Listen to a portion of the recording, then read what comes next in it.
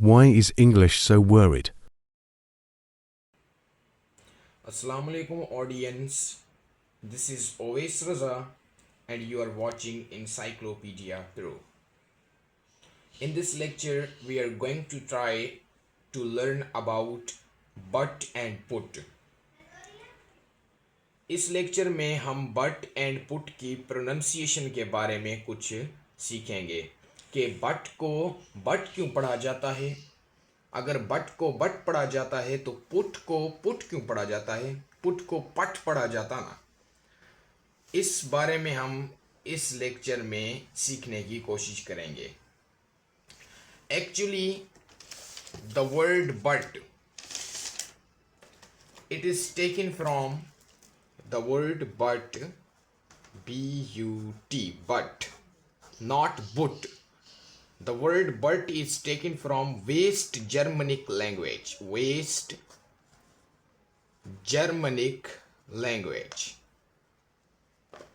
Word but West Germanic language से लिया गया है, जहां पर ये वर्ड बटन था, button, B-U-T-T-O-N, button. West Germanic language से ये वर्ड कन्वर्ट हुआ इंग्लिश में and became as the word but. इसलिए ही बट को बट पढ़ा जाता है, नॉट बुट। अगर बात करें पुट की, पुट, तो वर्ड पुट ये डच लैंग्वेज से लिया गया है, डच लैंग्वेज। डच लैंग्वेज कहाँ बोली जाती है? नाइदरलैंड में।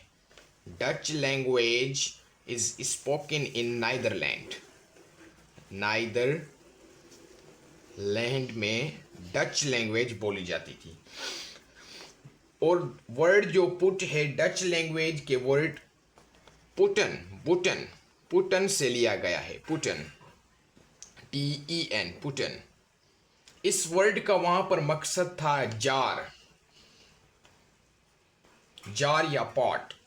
इसलिए ही वर्ड पुट को पुट पढ़ा जाता है, नॉट लाइक बट, नॉट पट।